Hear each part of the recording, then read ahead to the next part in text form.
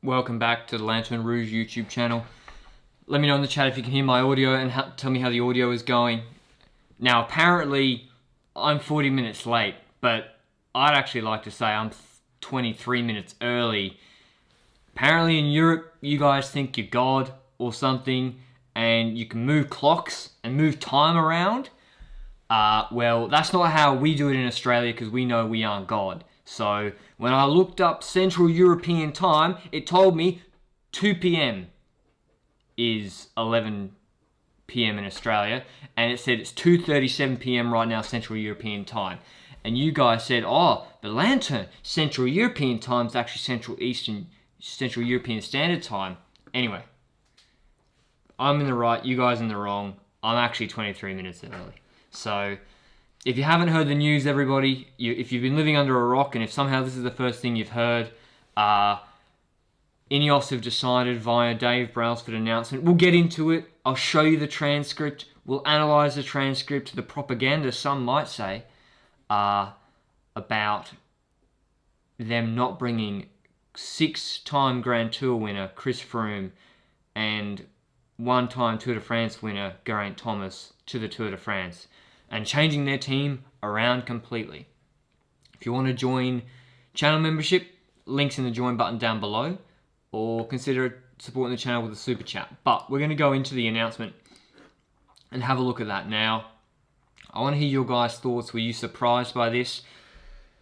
Honestly, my first reaction is, and we'll look at what Brailsford said initially. My first reaction is not surprised about Froome at all, and very surprised about Geraint Thomas. I'm kind of surprised.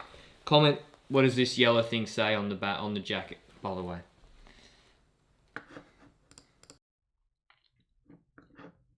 The Ineos Grenadiers. Maybe they are the mutineers at the moment. It's a South American mutiny in Ineos right now. The Ineos Grenadiers have today outlined their plans for the rest of the season. I'm pretty sure they outlined their plans for the season like 3 months ago. And now this is the new plan D, because those initial plan A's went to shit. But, okay, this is their new plans for the rest of the season, and confirmed leaders for each of the Grand Tours. So some people are saying, oh, well, did Ineos really confirm Froome for Vuelta? To me, this looks like they're confirming Froome as leader for the Vuelta. Let me know if you disagree, but they haven't expressly said Chris Froome's our leader for the Vuelta, but they have gone just as close as they could have. So Dale Brailsford says, yada, yada, yada, yeah, skip that first para. Egan will target yellow jersey, and Carapaz is getting his debut. Geraint to Giro, take on his opportunity. We'll talk about Geraint to Giro separate, as a separate topic in this stream. And Froome will target the Vuelta. So Froome going to,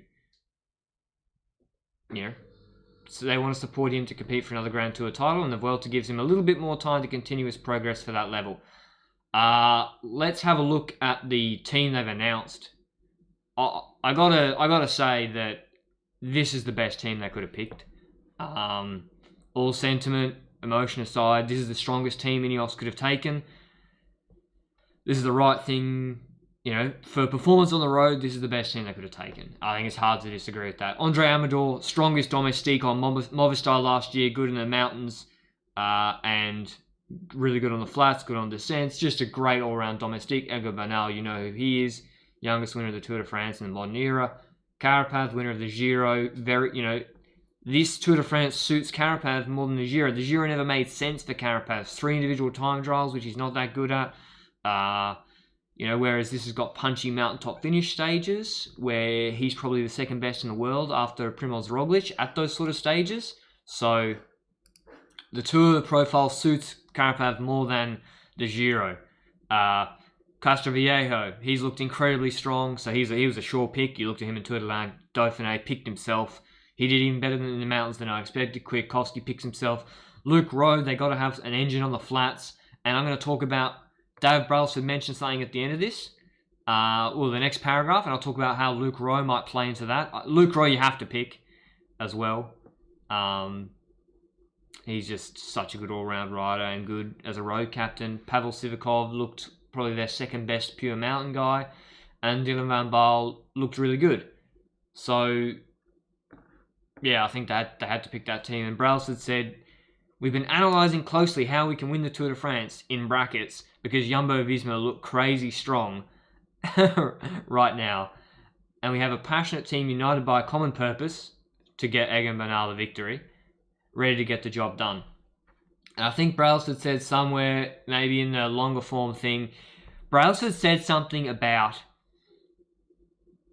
they're going to have to change up their tactics. Philip Lintel, welcome to the Lanterne Rouge squad, brother.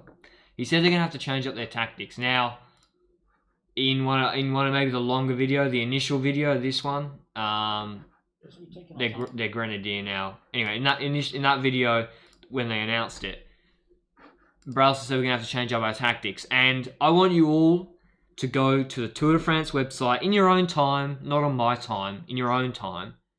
Go to Tour de France website, go to 2020 route, go to stage 10, look up the average wind speed that can happen in that area, and that's where I think Ineos are going to try and gain some time.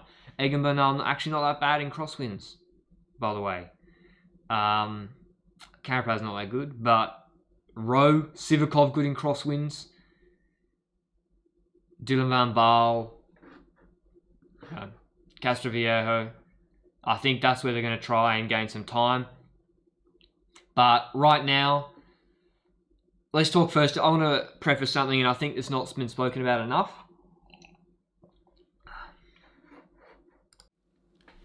And I've been mentioning this in my Discord, but I just want to say, and yeah, it's not been spoken about enough. I think the cycling media really did Chris Froome a disservice. Maybe I'm guilty of it as well, but I think I was in the opposite camp where I was like, we all need to calm down a little bit. The cycling media made out like Chris Froome was going to come back from that devastating crash. It was a really bad crash, and as if he was going to come back and be the reincarnation of Eddie Merckx and just destroy all 3 Grand Tours, etc., with no racing. And I think that's really unfair on Froome, that expectation. I think what should be a really positive, good news story is kind of a negative story now, because it's all about how, he got dropped at the Dauphiné. He's not been good enough to compete to be their GC leader at the Tour de France. He's just going to the Vuelta, and they're sort of pushing him out the door. If you look at the power analysis video I did about Chris Froome,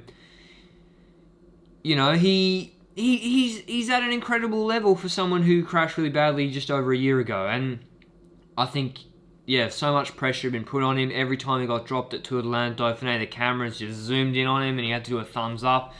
And he was obviously, he's a competitor, obviously hating that. And I think, I don't think Brailsford helped either. Brailsford kind of strung this along.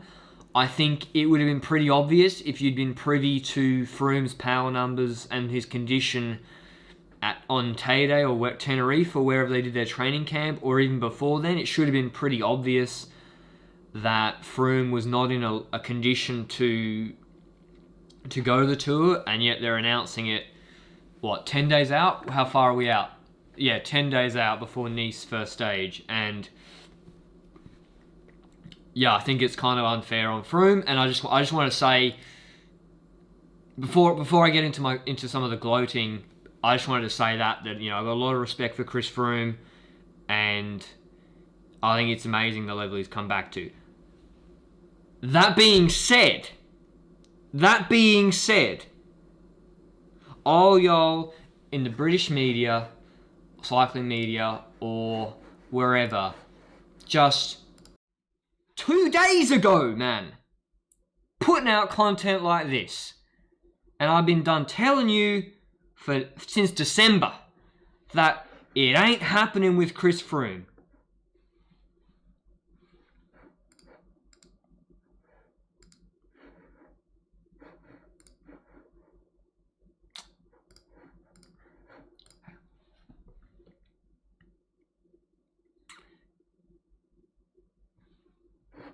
Apparently the audio is lagging, but apparently it's fixed now. I'm just going to ignore it because I'm in the middle of a rant. Writing articles like this, Brailsford, Rouge, and they could still occupy all 3 steps of the Tour podium. This is written post-Dauphiné, man. Like, we've seen this. Do people watch the races? Now, I've seen all these people, and my Discord have been trolling the hell out of me, saying, you know, Ineos are peaking.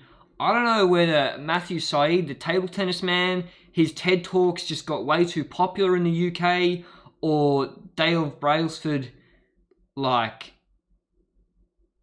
I don't know how he convinced the British public that he's like a genius, but, like, he's not, man, okay?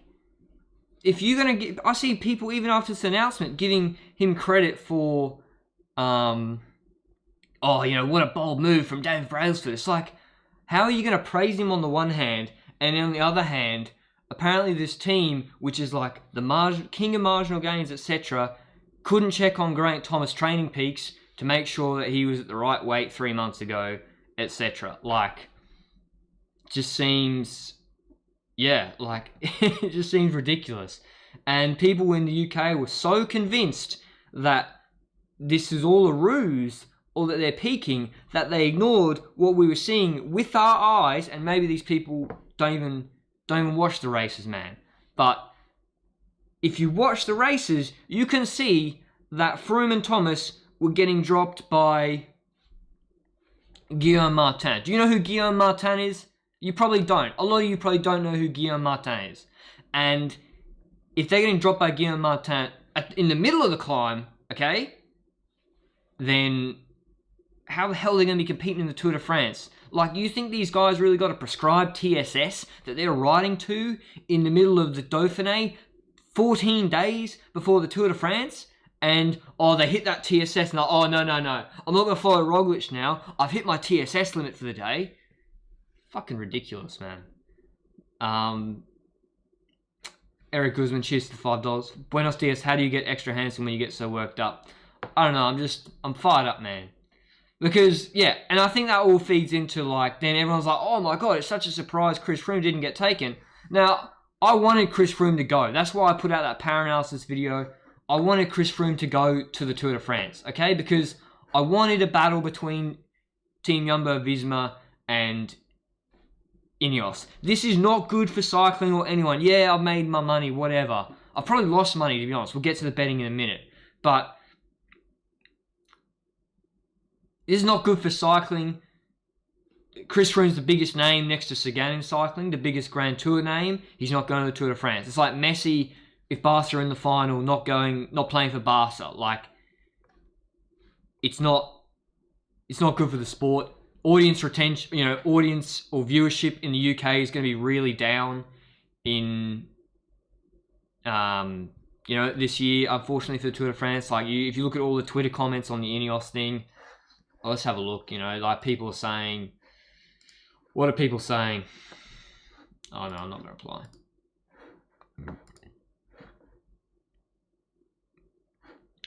First one, when Ineos took over, I was pleased we still had a British team owner and a manager. Pity they forgot to include riders. Time to support the Aussie team and the Yates boys. So I'd expect audience viewership in the UK is not going to be as good. Eric Guzman, $5. You should tell Brailsford about Froome's 2018 Giro epic comeback. Yeah, that's what I've seen. Everyone talking about, oh, well, look what he did in the Giro 2018. You can't count him out. Well, okay, that's fine. I agree that happened in Giro 2018. That's a long time ago. That's over 2 years ago. He's now, quite old for a Grand Tour rider. And also, he's had a really bad crash in the interim and not that much racing. So, yeah, it just sort of ignored the reality of what we were seeing in the Dauphiné and Tour de l'Ain. What was I saying? But yeah, I wanted to see a fully stacked Ineos against Jumbo-Visma, the Trident against Trident. I wanted to see that, and it's just not going to happen, obviously, because Thomas and Froome aren't going, because they're not in the condition to go to the Tour de France, which is a real shame. But yeah, Ineos made the right decision today in not taking them. Could we have seen this coming earlier? Probably. Did they want to have sort of Froome and Thomas going to the Tour, still hanging over, etc., because they were launching the Grenadier brand and they're renaming the team, so they want to have as interest in the team. I don't know, but yeah. Eric Brown, cheers for $10 donation. Brailsford is so brilliant. I'm picking him ahead of Bernal and Roglic for the Tour. Yeah, maybe. But yeah. But what do you guys think? Do you think I'm being too harsh on people not seeing that Froome and Thomas probably weren't at the level? Now listen, the reason why I'm probably being quite harsh, right? It's because if at Tour de Lanterne and Dauphiné, they came to the last 800 meters, and Froome and Thomas kind of sat up, and they just didn't contest the sprint, and they didn't want to like blow themselves out every day, but they were still there, right? They were still there, but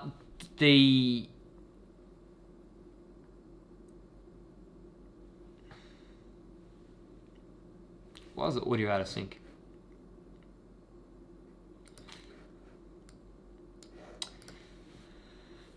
But they were getting dropped at the bottom of the climb. Like, yeah, it just wasn't happening, guys. But let's talk a little bit about the propaganda while I got you here. 1,675 in the live stream. Have you guys not got anything better to do than watch a lunatic Australian talk about Team Ineos? Obviously not. But anyway, obviously Geraint Thomas put up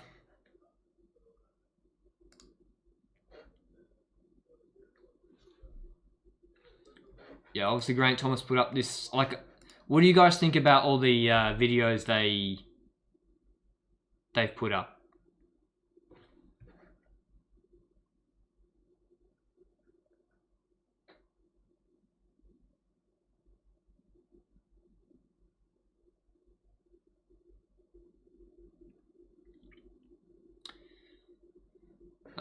This audio sync issue.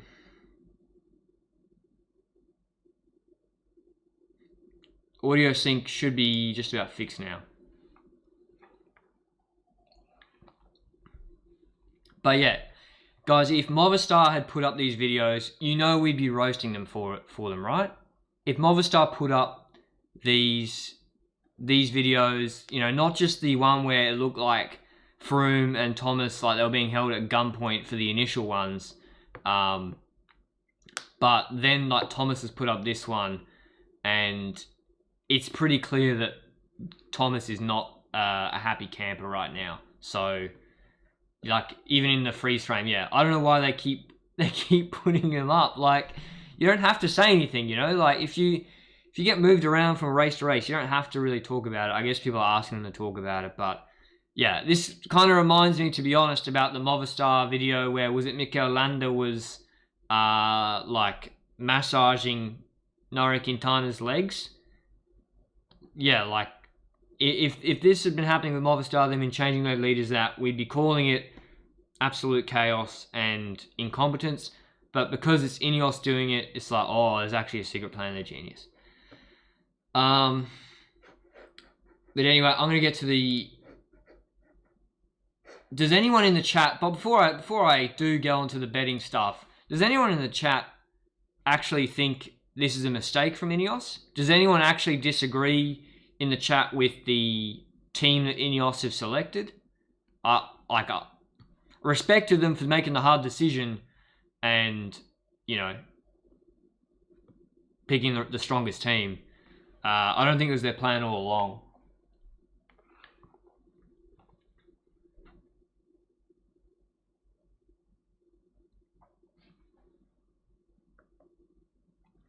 Alright guys, and before I get to the betting odds, if you could like the video and share it to one of your cycling friends, maybe they'll like my rant in the middle, just so we can get this to 2,000 live viewers. That would be insane. 2,000 live viewers is proper banana stuff for cycling. Anyway, on to the betting stuff.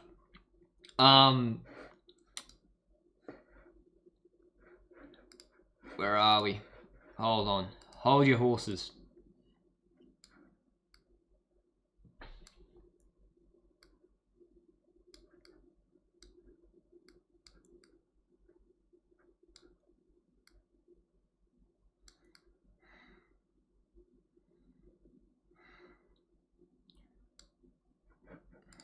All right, last time I'm pretty sure I showed everyone my credit card details, which wasn't great on a live stream. So I've tried not to do that this time. They've already settled the market, so Betfair's an all-in market. So if you're familiar with horse racing, all-in market means you bet on a rider in a futures market and they don't get picked, they get taken out. Chris Miles, cheers for the £5 donation, brother. That's like at least 1,000 Australian shillings. Ella, you called this from way back. Loving your work, and I'm in the UK. Yeah, I mean, I hope you guys, I'm sure a lot of you in the UK watching this, you know, you guys probably, you're all hardcore cycling fans. You're probably just as frustrated as I was that maybe the narratives leading into the Tour this year, and maybe that, you know, this decision was made so late, and it kind of makes... Yeah, it puts Froome in a hard spot, right? Froome has to put on a brave face, etc. Yeah, maybe you agree with me, or maybe you think I'm being a dick about it. I'm sure that maybe you think both. But anyway, they've already settled the betting market, so I've already been paid out for Froome. Which is weird. I was surprised by that, but it's an all-in market, which means, you know, if your rider doesn't run, you lose your bets if you bet on him, and vice versa. I laid him, so I won the bet. Same with like Remco. If you bet on Remco and the Giro, I think maybe I don't think they've taken him out yet. So yeah, Froome's already been taken out. Primoz Roglic. Now, I'll have a little bit of a 5-minute talk about the you know, what's happened in the last week, etc. I've been really concerned about Roglic and Bernal. These odds are the same as they were at the start of the Dauphiné, or just after stage 2 before Roglic had his crash. Roglic clear favourite. He's been given a 60% chance of winning. Is that right? No. Sorry. Other way around. 42% chance of winning. Bernal's been given 25% chance of winning. Dumoulin 10% chance of winning. I was really concerned. I was more worried about Roglic's injury than Bernal's. I thought Bernal's back injury was like completely fake. Like he wasn't injured at all. I think he was just a little bit overtrained. But yeah, I was worried about Roglic getting hit by a car, man. He got hit by a car. So Roglic is clear favourite. Dumoulin now second favourite. And Carapaz has moved into just behind Pinot as 5th favourite. Do you agree with Carapaz being 5th favourite? Honestly, I don't really see any value here. I'm staying away from the favourites. You can probably, I'm not sure you can see on the right-hand side, I took a little piece of Emmanuel Buchmann at 65s, earlier 60s. He's moved in a little bit. There wasn't much liquidity. But yeah, Buchmann was the only value I saw. I cannot understand how Sivakov is ahead of Buchmann in the odds. Carapaz as well, I think, is a little bit short, but again, there's not really much liquidity there either. When Bernal got announced with the back injury, I laid him at 4s, it went out to 5s, and then Roglic got hit by a car, and then I closed that out as soon as possible. That's all the Bernal stuff you can see on the right-hand side. Basically broke even or made like 40, 50 bucks off that. Which is a shame. Eric Guzman, cheers for $2 donation, brother. Is it true Roglic used to be a ski jumper? No, incorrect. Roglic used to be a cricket player for the Bermuda Cricket Club. But yeah, that's where the betting markets are right now. I'd just like to say I've been a little bit depressed the last week or so, just from the overwhelming number of safety incidents in cycling. Too really down about it to even make a video, bring ourselves to make a video about it. You know, Jakobsen, Evenepoel, Schachmann, Pinot. Some of them aren't safety incidents. You know, Pinot, Roglic, Bernal, back injury. The list goes on. And you know, I was getting so excited at the start of Dauphiné for the Tour de France, and my enthusiasm has kind of been tempered a little bit with the removal of Ineos from the Tour de France. Sorry, not Ineos. The removal of Froome and Thomas. Buchan's crash, Kreuzweig's crash, Roglic crash, Pinot back injury. But it just sucks. I just want to see the strongest, money aside, betting aside, I just wanted to see the strongest Tour de France, and maybe the most competitive Tour de France we've seen in the last 5 to 8 years. But, you know, who knows? Maybe we'll have an awesome Tour de France still. I think there'll be less British interest in it, unfortunately. But the last... Alice Mutton, cheers to the 5 Australian. LR, now's the time for your Kruiswijk tinfoil bucket hat idea. Well, no, I can't. I mentioned a scenario in which Kruiswijk might win the Tour de France, but he dislocated his shoulder or something. So, again, that threw that out the window. Yeah, it's just a shame, really. Dominic, with respect to the lack of trolls in this live chat, I'm also disappointed, and I think that's a function of it being too late for the Australians. I just want to make one comment, and I didn't really speak about this properly, which is Geraint Thomas. Geraint Thomas not getting picked.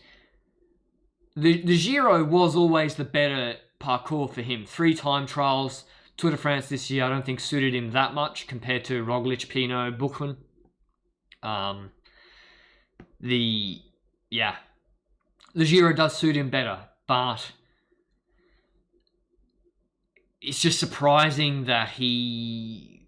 You know, I just think Ineos have been given a lot of credit over the last 10 years about doing the marginal stuff really well. But him being out of shape for the Tour de France, you know, it's not like he could train. Correct me if I'm wrong, you guys in the UK. He came back to the UK or Wales to train outdoors, and he was able to do that as much as he wanted. Vikram Venkatesh, cheers for the 200 currency donation, brother. Appreciate it. Which week of the Tour de France are you planning to peak in? I'm going to peak in first week, and then I'll be just dead tired the last 2 weeks.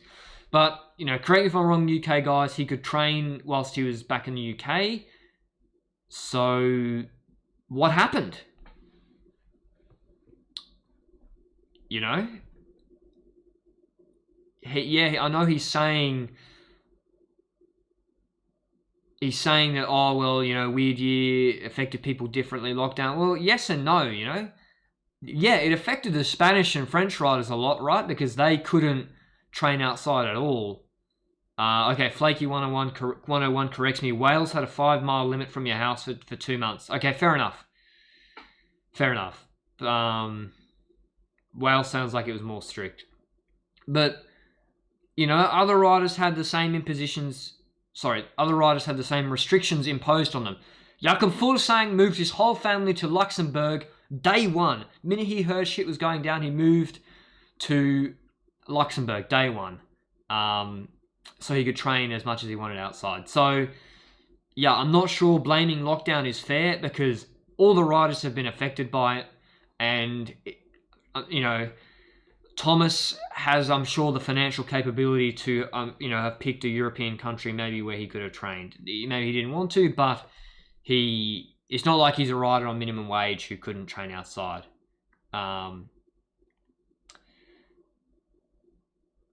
Those donations. Graham Henderson shoots the $2 brother. Danny Martinez at 200 odds.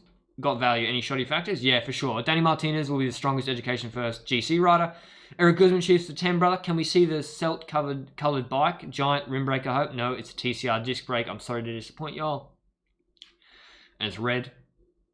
Chris Pritchard makes a very good point about he did 3 days of 12-hour NHS shifts. So can't help thinking that they all thought no racing would happen. And that's, I think, what's happened. I think Thomas didn't think the tour was going to happen this year. Or he thought, oh, it's 50-50 and, you know, unlikely to happen. Or maybe if it did happen, it would happen in October or something. So, yeah. I don't think it's fair to blame lockdown, for any rider to blame lockdown, especially if they're above minimum wage. But yeah, I was surprised Thomas didn't get. I actually did buy into the Thomas is peaking stuff. I got to admit it, dirty confession. I bought into the Thomas is peaking stuff because the guy came second last year and won in 2018. He's not done. He shouldn't be done. So. Yeah, I was kind of surprised. But with respect to... I'll just have this as the background because the picture-in-picture, apparently the audio lag is not as bad. I'm not necessarily talking about the odds.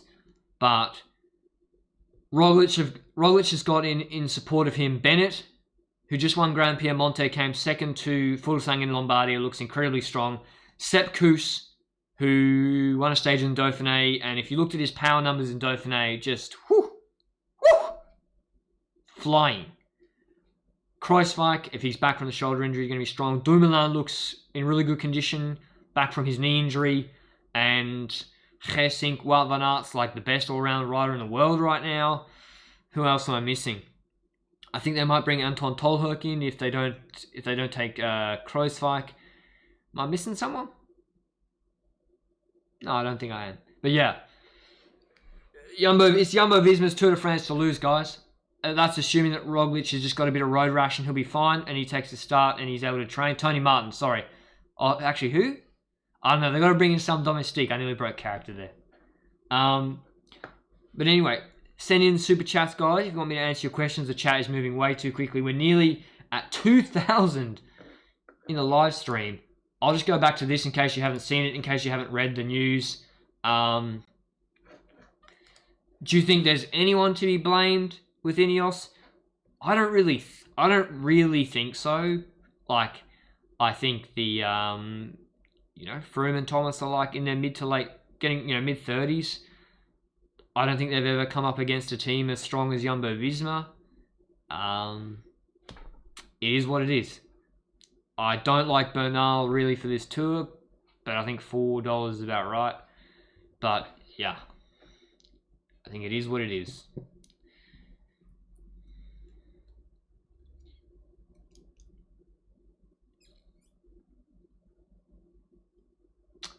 But otherwise, guys, I'm going to be doing live stream commentaries for every stage of the Tour de France, and maybe Plouay as well. Giro d'Emilia sucked. The coverage sucked. Oh yeah, I'm bringing out a podcast as well, but don't tell anyone. That's supposed to be a secret. I'm bringing out a podcast, and we're going to launch that before the Tour de France, because obviously you guys know I can't use current Tour de France footage on my channel, and there seems to be a gap in my channel right now where talking about current races, etc. It's going to be like full in-depth race analysis where we spend 25 minutes talking about Grand Piemonte and George Bennett's improvement, for example. Like, really nerdy stuff. I'm sure you guys will like it. I'll let you know the co-host when I launch it properly. I got a co-host, and he's just as nerdy, and he knows more about cycling than me, so it's going to be lit. Obviously, I'll be doing, if you're in the UK, I will be doing at least 10 analysis videos, my style analysis videos. You've already seen some of them for the Tour de France 2020 this year. They'll be going up on the ITV channel. So, yeah, there's a lot of content coming, guys. If you want to support the channel and keep up to date, maybe join channel membership, and there's a link to my Discord if you join the Lanterne squad. Like, my Discord just popped off when this news came out. But otherwise, I hope you enjoyed this live stream. My co-host is Alex Jones, and I'll see y'all later. Bye.